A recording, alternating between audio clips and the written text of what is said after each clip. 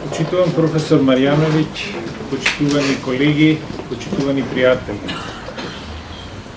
Овде сме за еден убав повод да одбележиме или да промовираме повторното издание на Софијата стручен труд од нашиот драг професор Марјановиќ.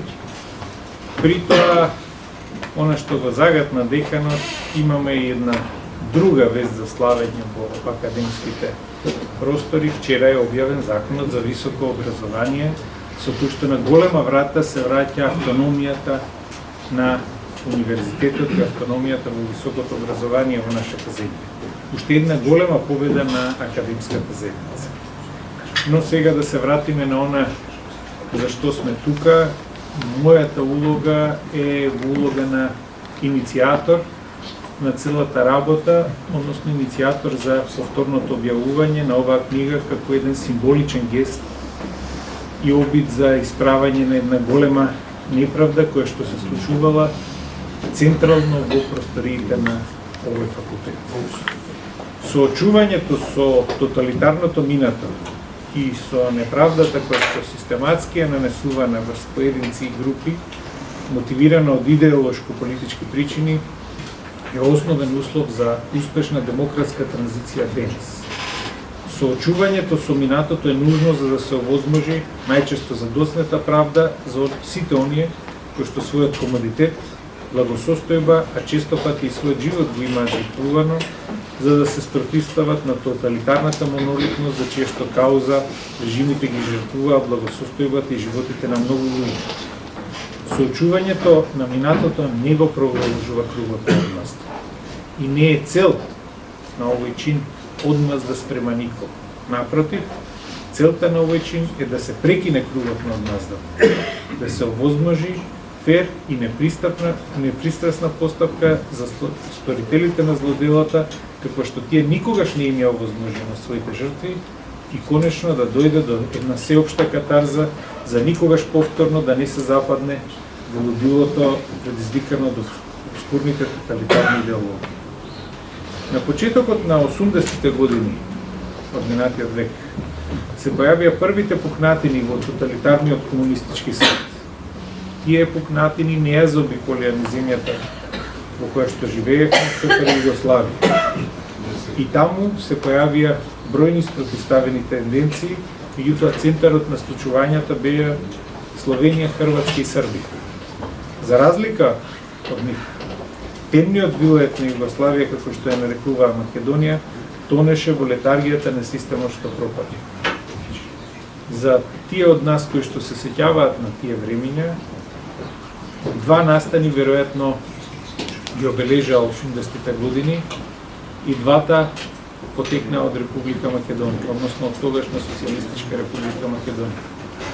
Сите се сеќаваме на голготата на прочуениот југословенски рокер Бора Ѓорđević, која што започна токму од сојузот на борците на Скопје.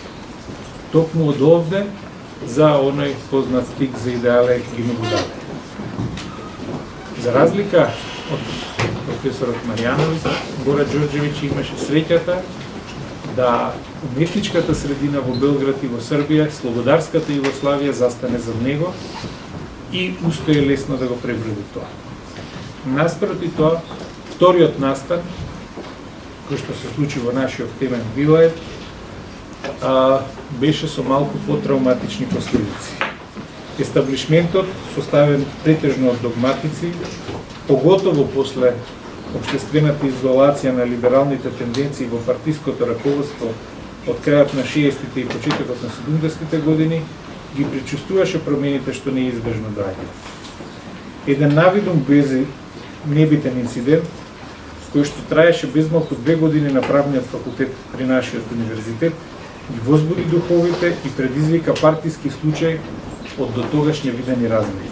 Имено, професорот по кривично право, нашиот драг професор Марјановиќ, по својот воведен реферат на годишното советување на Југословенското здружение за кривично право и криминологија, одржано во Струга во октомври 1983 година, посветен на проблемот на политичката деликвенција во Југославија, односно на кривично-правната заштита на самоуправното општествено уредување и безбедноста на земјата, изнесол аргумент дека треба да се декриминализира слободата на говор, која што беше криминализирана под маската на злонамерно и невистинито прикажување на општествено-политичките прилики во државата.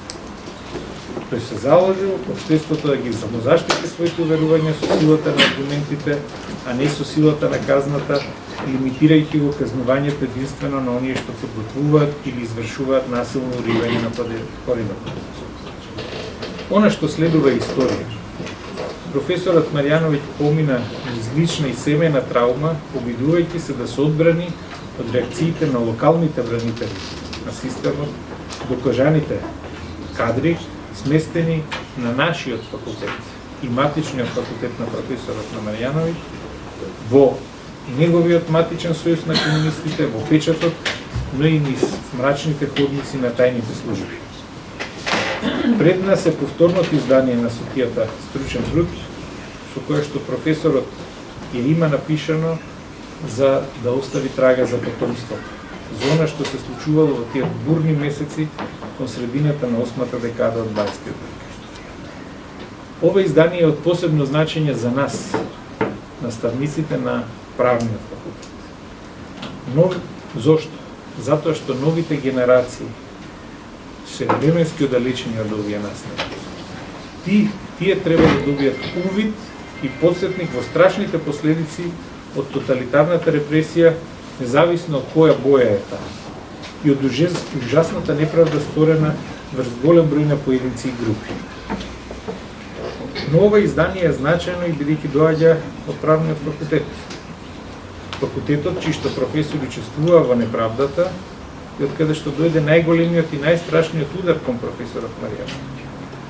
Но и од факултетот кој што во 90-тите години на минатиот век продолжи да го игнорира собствениот злостор и не се одважи да му се извини на професорот, ниту пак да му оддаде признание за неговиот колосален научен придонес или огромен научен придонес пред се во сферата на кривичното право, каде што тој стигна до висини дотогаш неспоредливи за нашиот простор, но и за придонесот во воспоставувањето на демократски повеќепартиски поредок во нашата држава. Професорот Марјановиќ од секогаш беше лидер во борбата за правда. Не треба да заборавиме дека тој беше еден од предводниците на обидот за општествено извинување за злосторствата на комунизмот, олицетворен преку процесот на денационализација. Човек кој што немаше никаков личен интерес за враќањето на имотите кои што им беа одземени на така наречените буржуаски семејства со доаѓањето на едноумието во Република Македонија. За жал, изолиран од факултетската заедница и во 90-тите години, по падот на Берлинскиот зид, професорот самиот го издаде собственото сведоштво како приватно издание и беше повторно комплетно игнориран од страна на факултетската заедница. Сепак, вреди да се напомена дека најголемо признание за професорот Марјановиќ дојде од неговите студенти, затоа што амфитеатарот 3, по која што тој нам ни држеше настава, а и на многу генерации пред и по нас, секогаш беше полн. Многу често и со студенти од други факултети жедни да го чујат зборот на професорот, жедни да ги чујат неговите зборови во кои што тој отворено се осврнува на општествените деформации, на човечките мани, но и на човечките доблести. Неговиот придонес во градењето на генерации на студенти е непроценлив. Јас ја имав привилегијата да бидам еден од нив. Од професорот учевме секогаш да трагаме по вистината и праведноста, највисоките идеали за еден прав. Затоа ова наше факултетско издание е скромен придонес кон надоместувањето на двојната неправда. Еднаш, кога професорот Марјановиќ бил изложен на прогон, казнет, односно академски изолиран, втор пат кога дозволивме ова сведоштво да биде само приватно издание. На тој начин Нашиот факултет, со право горд на своите светли традиции, се соочува и со темните погледи на својата историја. Ова е нашиот начин да си обезбедиме пат за иднината, да овозможиме, соочени со неправдите на овој факултет, кои што не се само кон професорот Медијанец, како што ги напоменав и професорот Милосавлевски, професорот Нетков и други има неправди на овој факултет. Се надевам дека во иднина имаме храброст и сила да се соочиме со сите нив. А денеска му даваме признание на индивидуалниот чин на храброст на професорот Марјановиќ, кој што никогаш не потклепна по притисокот и никогаш не дозволи да биде сгазен од просечните, неспособните, интелектуално интелектуално комплетно неспособните луѓе.